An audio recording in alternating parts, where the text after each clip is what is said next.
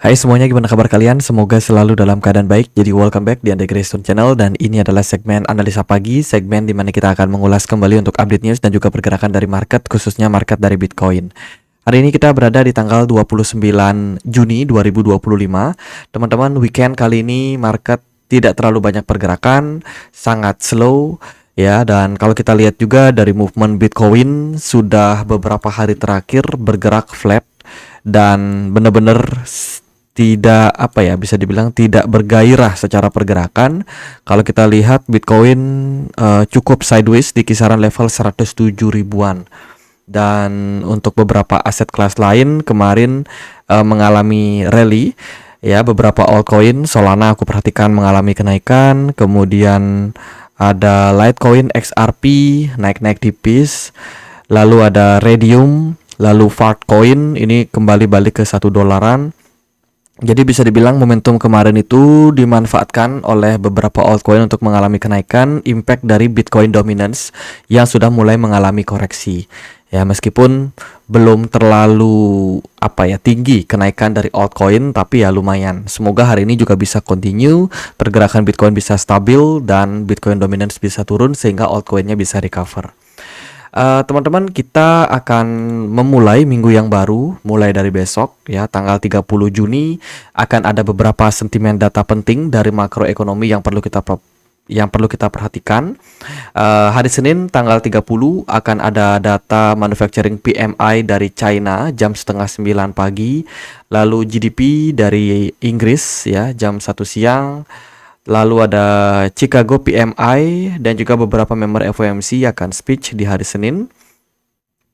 Lalu dilihat dari hari Selasanya, kita akan dapat data manufacturing untuk Jepang. Lalu ada data CPI, data inflasi dari Uni Eropa.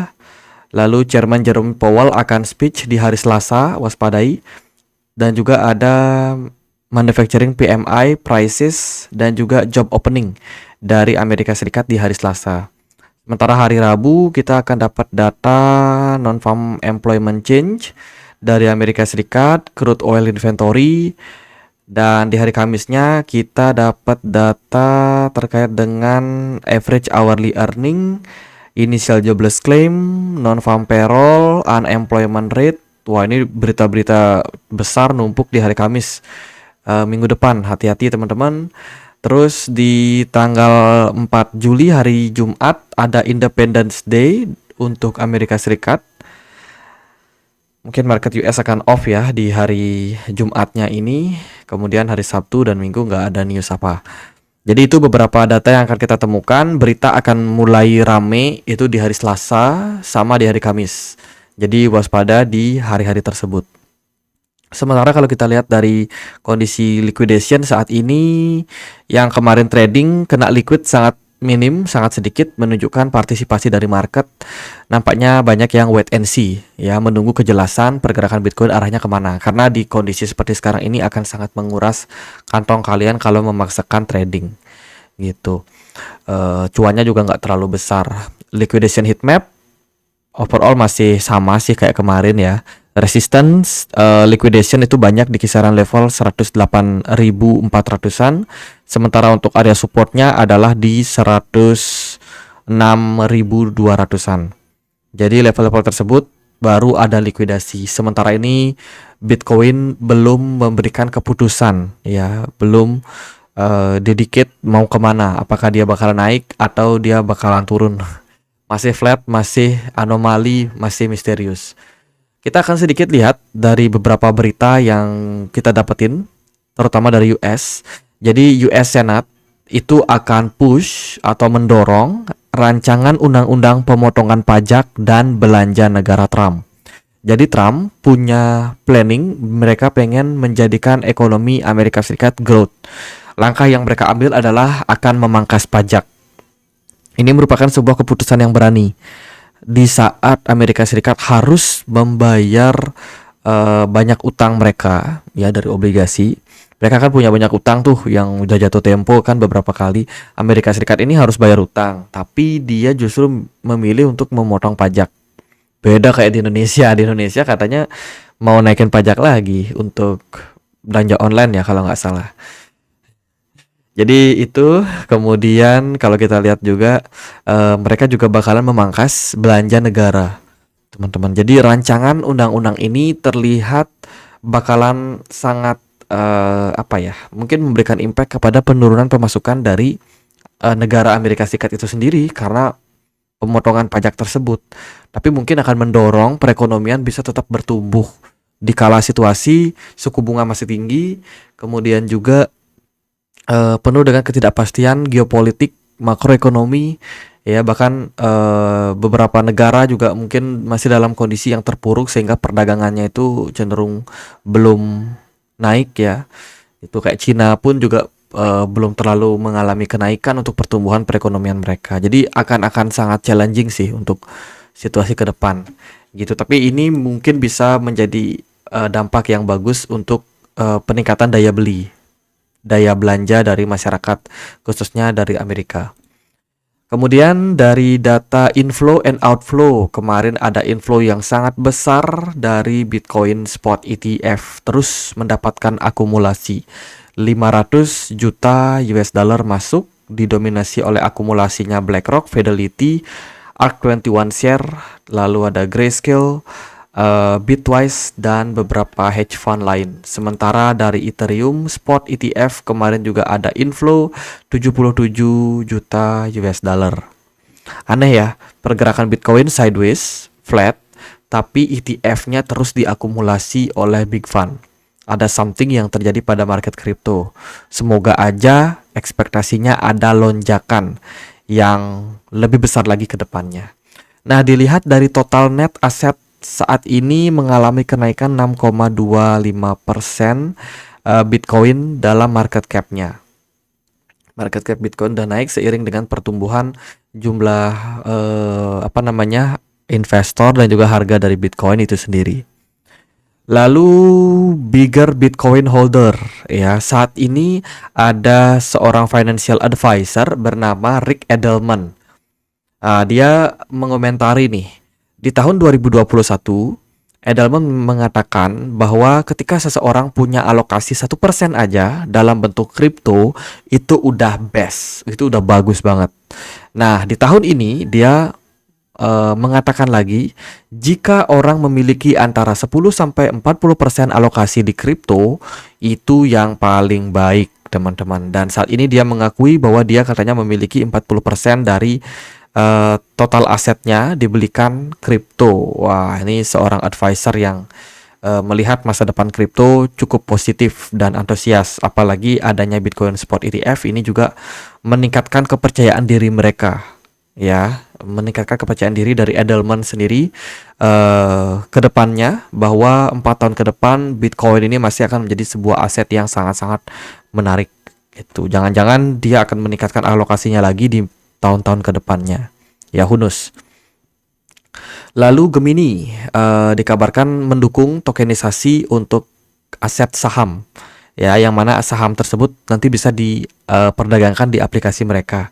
Jadi saham dari MicroStrategy dengan kode MSTR ini sudah tersedia di Gemini dan teman-teman bisa trade ya, khususnya yang menggunakan Gemini yang berlicense dari Uni Eropa, itu sudah bisa dibeli di aplikasinya Gemini. Ini menunjukkan bahwa dukungan dari crypto exchange Gemini terhadap tokenisasi yang semakin meluas. Saham, obligasi, properti, real estate, kemudian kendaraan pun sekarang sudah bisa ditokenisasi. Lalu CryptoCard outpace bank in micro spending in Europe. Jadi penggunaan crypto card atau kartu kripto itu sudah lebih tinggi dibandingkan dengan penggunaan bank, terutama untuk micro spending di kawasan Uni Eropa. Jadi ini merupakan sebuah peningkatan penggunaan kripto, teman-teman, di mana transaksi kripto semakin masif, semakin besar ya dilakukan oleh masyarakat di sana, di mana penggunaan kripto tersebut itu didominasi untuk menggunakan atau membeli bahan-bahan makanan gitu di grocery. Terus juga ada dining and food delivery juga menggunakan kripto. Jadi bayangin teman-teman misalkan pakai aplikasi yang serupa dengan Shopee Pay, Shopee Food ya. itu deliverynya bayarnya pakai kripto. Jadi ini interesting sih. Gitu. Ini data diambil dari Cointelegraph ya. Teman-teman bisa cek langsung beritanya. Lalu crypto payment juga meningkat sampai 630% di negara Bolivia. Ini lebih tinggi dibandingkan dengan sebelumnya, yang mana transaksi sebelumnya itu ada di 430 juta US dollar. Menunjukkan bahwa penggunaan kripto makin lama makin besar di kawasan Amerika Selatan ya, Bolivia. Ya itu. Itu kemudian Sei Network dalam beberapa hari terakhir itu mengalami lonjakan dari sisi transaksi atau jumlah transaksi. Ini terhitung dari 1 Februari sampai dengan Juni.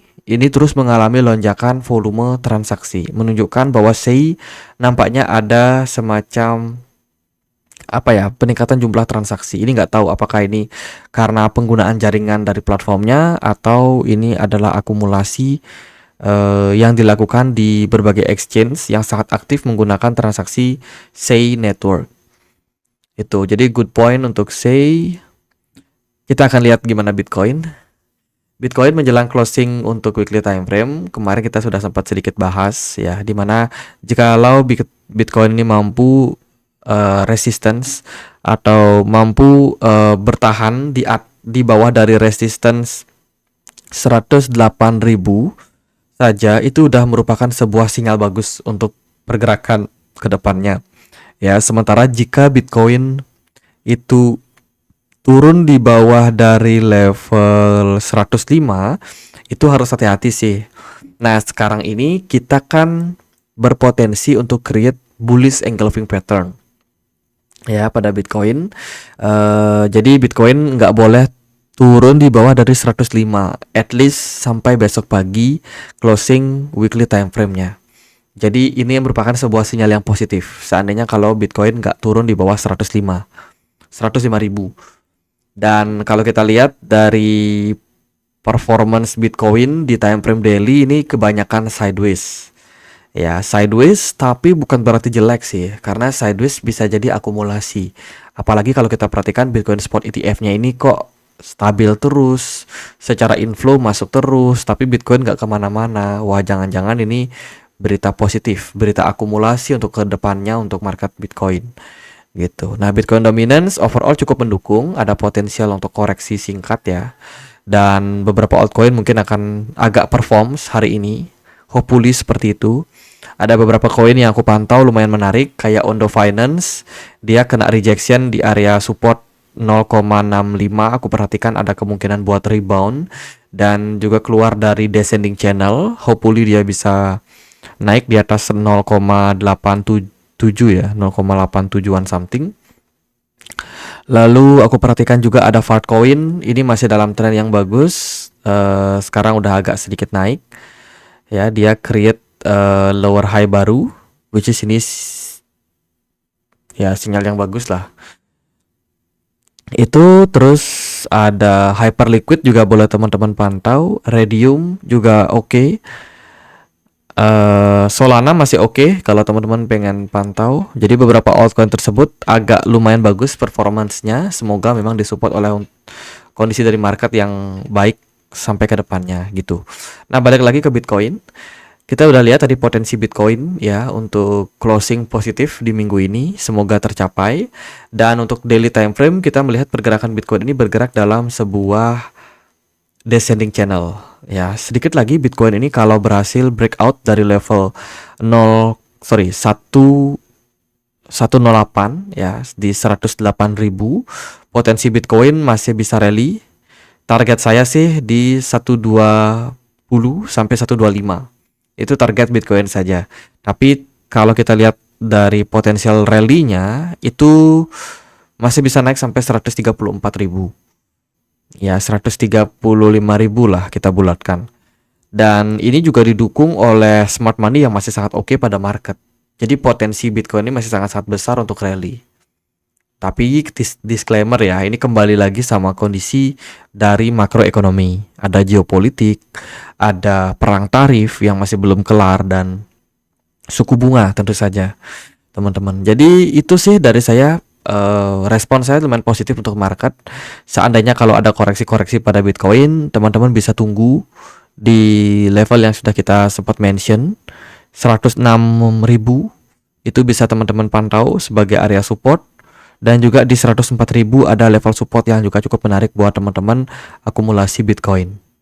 Jadi sekian aja pembahasan kali ini, semoga videonya bisa bermanfaat. Teman-teman, kita ada komunitas diskusi di Telegram juga, tempat aku untuk update berita-berita terbaru. Bagi kalian yang mungkin mau join, linknya ada di kolom deskripsi video ini. Sekian aja, akhir kata saya Andre, makasih.